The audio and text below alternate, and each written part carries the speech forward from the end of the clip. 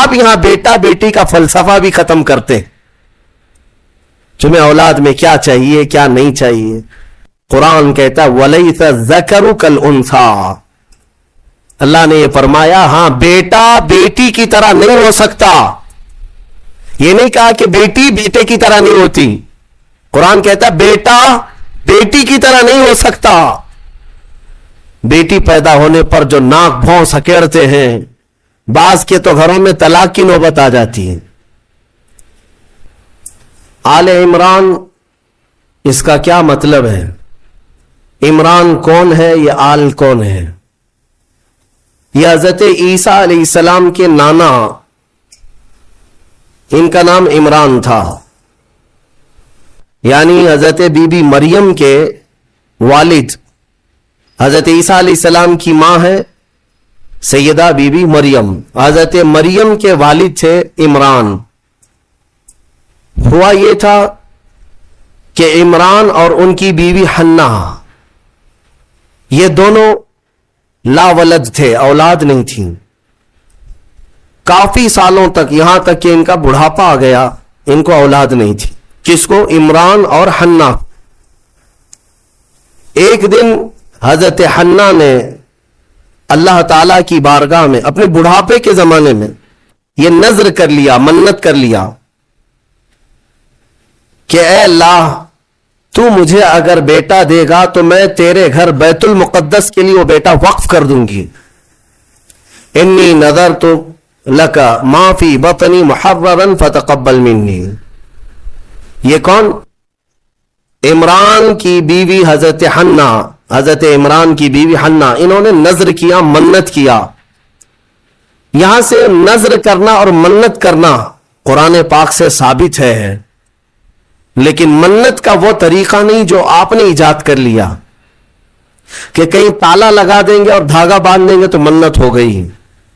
منت تو اللہ تعالی کی بارگاہ سے ہے, نذر شرعی. ہاں اولیاء کاملین کے دربار میں بھی ہم عہد کرتے ہیں, کیونکہ اولیاء کو اللہ تعالیٰ نے تصرف عطا کیا ہے, وہ سفارش کرتے اللہ کی بارگاہ میں. تو نذر جو شرعی ہے وہ قرآن سے جو ثابت ہے وہ یہ ہے کہ اللہ کی بارگاہ میں یوں نیت کر سکیں آپ, یوں نذر کر سکتے ہیں آپ کہ اے مولا اگر مجھے اولاد ہو گئی تو میں مسجد بنا دوں گا, یا مسجد کے لیے فلاں چیز وقف کر دوں گا, یا ایک قرآن پاک مکمل تلاوت کروں گا, یا 10 روزے رکھوں گا, یا 10 مسکینوں کو کھانا کھلاؤں گا. یہ ہوتی ہے منت کے طریقے. آپ تو شارٹ کٹ ڈھونڈتے ہیں نا, آسان چاہیے. منت ایسی کرو خالی دھاگا باندھ دوں گا یا چادر چڑھا دوں گا جس میں محنت کچھ نہ لگے. ارے نذر کا طریقہ یہ تھا کہ آپ روزہ رکھنے کی نیت کر لیتے کہ اگر میرا فلاں کام ہو گیا تو میں 10 روزے رکھوں گا, یا کم سے کم 3 روزے رکھوں گا, یا ایک قرآن پاک پڑھوں گا, یا 100 رکعت نماز ادا کروں گا. نذر کرنے کے یہ طریقے. حضرت حنا نے جو نذر کیا, منت کیا, وہ کیا کہ اے اللہ اگر تو مجھے بیٹا دے گا تو میں وہ بیٹا بیت المقدس کے لیے وقف کر دوں گی. پہلی بات تو اولاد ہے نہیں, بڑھاپے میں جا کر اگر بیٹا ہو بھی گیا تو وہ تیری بارگاہ میں وقف کروں گی. یہ ہے نذر اور اللہ تعالیٰ سے محبت کا طریقہ. اور قرآن کہتا ہے کہ حضرت حنا حاملہ ہو گئی, بچے کے آثار نظر آئے بڑھاپے کی عمر میں. فلما وضعتها, پھر جب بچے کی ولادت ہوئی تو بیٹا نہیں ہوا, بیٹی ہوئی. انہوں نے نذر کیا کیا تھا؟ بیٹا ہوگا تو بیت المقدس میں وقف کروں گی, لیکن کیا ہوئی؟ بیٹی ہوئی. قالت رب انی وضعتها انثى, کہنے لگی اے اللہ میں تو بیٹی کو جنم دے دی, میں نے تو بیٹی جنم دیا. واللہ اعلم بما وضعت, اور اللہ فرماتا اللہ سب سے بہتر جانتا ہے کہ اس نے کیا جنم دیا, بیٹا ہے یا بیٹی. لیکن اب یہاں بیٹا بیٹی کا فلسفہ بھی ختم کرتے. تمہیں اولاد میں کیا چاہیے کیا نہیں چاہیے. قرآن کہتا وَلَيْسَ الذَّكَرُ كَالْأُنثَىٰ, اللہ نے یہ فرمایا ہاں بیٹا بیٹی کی طرح نہیں ہو سکتا. یہ نہیں کہا کہ بیٹی بیٹے کی طرح نہیں ہوتی, قرآن کہتا ہے بیٹا بیٹی کی طرح نہیں ہو سکتا. بیٹی پیدا ہونے پر جو ناک بھون سکیڑتے ہیں، بعض کے تو گھروں میں طلاق کی نوبت آ جاتی ہے. ظالم ہیں وہ لوگ.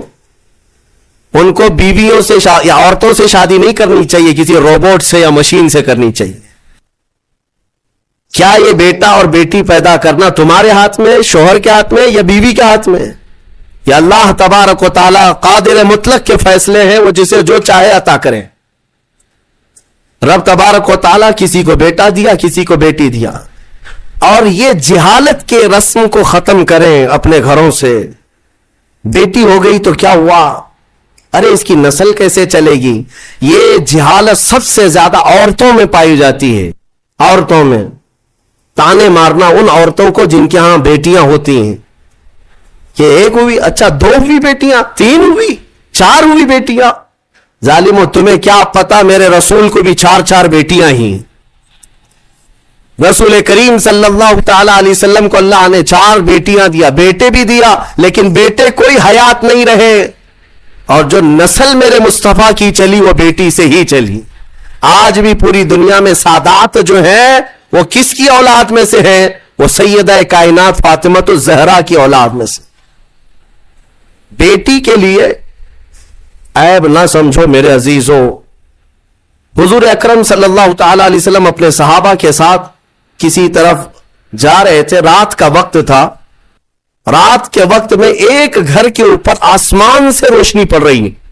صحابہ دیکھتے کھڑے رہ گئے. کوئی خاص روشنی ہے جو اسی گھر پر پڑ رہی تھی، جس کو کہتے ہیں کہ نور کا حالہ ہے. صحابہ رک گئے اور پوچھا یا رسول اللہ صلی اللہ علیہ وسلم، سارے محلے میں یہ ایک ہی گھر پر آسمان سے ایک عجیب روشنی پڑ رہی ہے، کیا ہے، کس وجہ سے؟ نبی پاک صلی اللہ تعالی علیہ وسلم نے فرمایا جاؤ اس گھر سے معلوم کرو. اس گھر میں 2 چیزوں میں سے ایک ہوگی، یا تو وہ لوگ کسی یتیم بچے کی پرورش کر رہے ہوں گے، یا آج ہی ان کے گھر میں بیٹی کی پیدائش ہوئی ہوگی. صحابہ کہتے ہیں ہم گھر گئے، وہی روشنی والے گھر، جا کر کے پوچھا آج تمہارے گھر میں کوئی نئی خبر ہے؟ تو گھر والوں نے کہا اللہ نے آج ہمیں بیٹی عطا کیا. میرے عزیزو، ہمارے ہاں پہلے پرانے لوگ کہا کرتے تھے پہلی بیٹی گھی کی روٹی ہے اور برکت والی ہوتی ہے. جو لوگ جہالت کی رسموں کو اپنے ہاں پنپنے دیتے ہیں، میں سمجھتا ہوں کہ وہ مسلمان معاشرہ نہیں ہے، یہ غیروں سے لیا ہوا معاشرہ ہے. یہ عرب کی جاہلیت ہے جو بیٹی پیدا ہونے پر زندہ دفن کرتے تھے. میرے مصطفیٰ کریم صلی اللہ علیہ وسلم کی حدیث ہے کہ اللہ نے جس کو 2 بیٹیاں دی، آپ نے برسر اعلان جو فرمایا، اللہ نے جس کو 2 بیٹیاں دی اور اس نے پرورش کر کے اچھی اور اس کا نکاح کر دیا، حضور فرماتے میری شفاعت اس پر واجب ہے، میں اسے جنت میں لے جانے کی ضمانت دیتا ہوں. ایک صحابی آئے، کہا یا رسول اللہ ایک ہی بیٹی ہے میرے پاس. آپ نے 2 بیٹیاں جس کی ہے اس کے لیے فضیلت بیان کی، میرے پاس تو ایک ہی بیٹی ہے. حضور اکرم صلی اللہ علیہ وسلم نے فرمایا جا ایک بیٹی کی بھی پرورش کرے، اس کے لیے بھی جنت ہے. تو یہ ہمارے مذہب میں، ہماری شریعت میں بیٹا بیٹی کا یہ فلسفہ نہیں. اللہ تبارک و تعالیٰ کی طرف سے جو ملا وہ انعام ہے. تو اب میں بات جو عرض کر رہا ہوں، آل عمران میں جو مسئلہ آیا ہے وہ حضرت حنہ کو کیا ہو گئی، بیٹی پیدا ہو گئی. وہ بیٹی کون؟ وہ حضرت مریم. عمران اور حنہ ان کو اولاد نہیں تھی، نظر کیا بیٹا ہوگا تو وقف کریں گے بیت المقدس میں، لیکن بچے کی ولادت میں دیکھا کیا پیدا ہوئی، بیٹی پیدا ہوئی. بیٹی کا نام انہوں نے رکھا مریم. اور پھر اللہ تعالی کی بارگاہ میں اس کے لیے دعائیں بھی کی کہ اے اللہ اس کو شیطان رجیم سے ہمیشہ محفوظ رکھ. پھر وہ چھوٹی سی بچی کو لے کر کے یہ دونوں ماں باپ بیت المقدس میں آئے، مسجد اقصی میں آئے. بیت المقدس مسجد اقصی آج بھی فلسطین میں ہے، جس کو ہم قبلہ اول کہتے ہیں. وہاں پر حضرت زکریا علیہ السلام اللہ کے نبی امام تھے اور پوری بیت المقدس کے متولی بھی تھے، تمام چیزیں انہی کے سپرد ہوا کرتی. حضرت زکریا علیہ السلام کے ہاں لا کر کے انہوں نے دے دیا اور کہا ہماری ایسی ایسی منت تھی, نظر تھی, اللہ تعالیٰ نے ہمیں بیٹی دیا اور ہم بیت المقدس میں وقف کرنے کے لیے لائے ہیں. حضرت زکریا علیہ السلام نے بیٹی کو لے لیا. اب میں آپ کو بتاؤں, زکریا علیہ السلام کی عمر بھی کافی ہو چکی تھی, بال سفید ہو چکے تھے, اور ان کو بھی اولاد نہیں تھی. زکریا علیہ السلام کو بھی اولاد نہیں تھی, بڑھاپا ان کا بھی تھا. آپ نے بیٹی کو گود لے لیا اور بیت المقدس میں رکھ دیا, کہا کہ ٹھیک ہے جاؤ, تمہاری منت پوری ہو گئی, میں اس کی پرورش کرتا ہوں. یہ حضرت بی بی مریم کی پرورش اللہ کے گھر میں ہو رہی ہے. ایک محراب خاص کر دیا گیا بی بی مریم کی تربیت کے لیے. ایک نماز پڑھنے کے جیسے محراب ہے, ایک محراب حضرت بی بی مریم کا مسجد اقصی میں خاص ہو گیا. میں کیوں محراب کا ذکر کر رہا ہوں, توجہ چاہتا ہوں. قرآن میں اس محراب کا ذکر آیا ہے, اس محراب کا ذکر آیا ہے.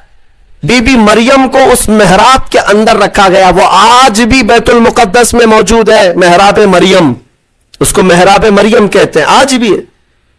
وہاں پرورش کے لیے رکھا گیا. ارے دودھ پیتی بچی, اور اس کے بعد جب بڑھنے لگی تو کئی دن تک آپ نے پرورش فرمائی, سال 2 سال تک. تو 2 سال کے قریب غالباً ان کی عمر تھی حضرت بی بی مریم کی. اب قرآن کہتا ہے کلما دخل علیہا زکریا المحراب وجد عندہا رزقا. جب جب حضرت زکریا مریم کے محراب میں جاتے تو الگ الگ قسم کے پھل وہاں پر دیکھتے تھے. بے موسم کا پھل, آم کا سیزن نہیں, آم موجود ہے. انگور کا موسم نہیں, انگور موجود ہے. بغیر موسم کے بھی وہاں پھل موجود ہوتے تھے, قسم قسم کا رزق وہاں ہوتا تھا. حضرت زکریا علیہ السلام حیران ہو کر پوچھتے ہیں, قال یا مریم انا لکی ھذا, اے مریم یہ سب تیرے پاس کہاں سے آتا ہے؟ قالت, حضرت سیدہ مریم نے کہا ان اللہ یرزق من یشاء بغیر حساب. قالت هو من عند اللہ, وہ کہتی یہ سب اللہ کی طرف سے ہے, اللہ جسے چاہتا ہے بے حساب رزق دیتا. بات ہو گئی حضرت بی بی مریم کو. اب جو نکتہ مجھے بتانا ہے, توجہ چاہتا ہوں. تفسیر سننے کا اسی میں لطف ہے کہ تفسیر سننے کے بعد آپ کا عقیدہ بھی مضبوط ہو جائے, ایمان میں اضافہ بھی ہو جائے, اور یہ پتا چلے کہ سنیو تم حق جماعت پر ہو. قرآن پاک کی تفسیر سننے کے بعد یہ یقین بھی تو تمہیں ہو جانا چاہیے.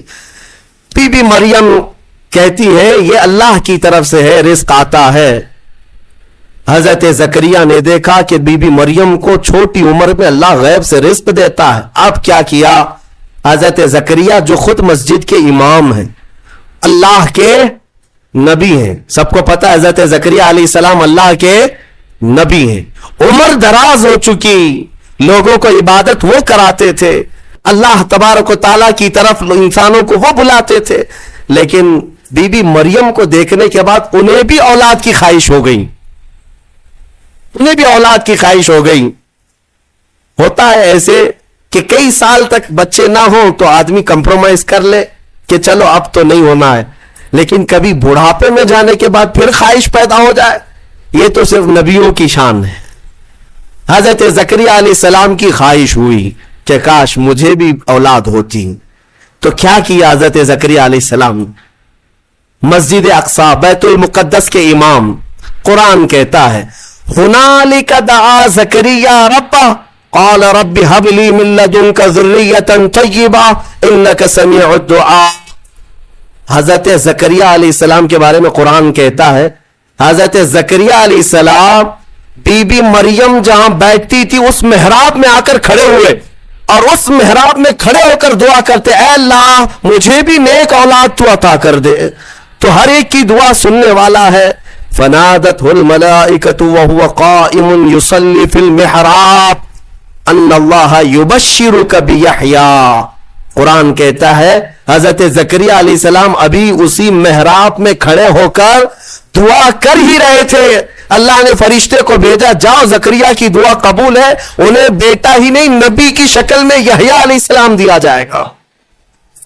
صرف بیٹا ہی نہیں, یحییٰ بیٹا دے دیا گیا. ٹھیک ہے, دعا قبول فوراً. اور حضرت زکریا علیہ السلام کا بھی بڑھاپا ہے, بال سفید ہے, انہوں نے خود بیان کیا ہے, ان کی باتیں بھی قرآن پاک میں آئی ہیں کہ آپ نے یہ کہا ہے کہ اب میں بوڑھا ہو گیا, بال میرے سفید ہو گئے, سورہ مریم کی آیتوں میں ہے.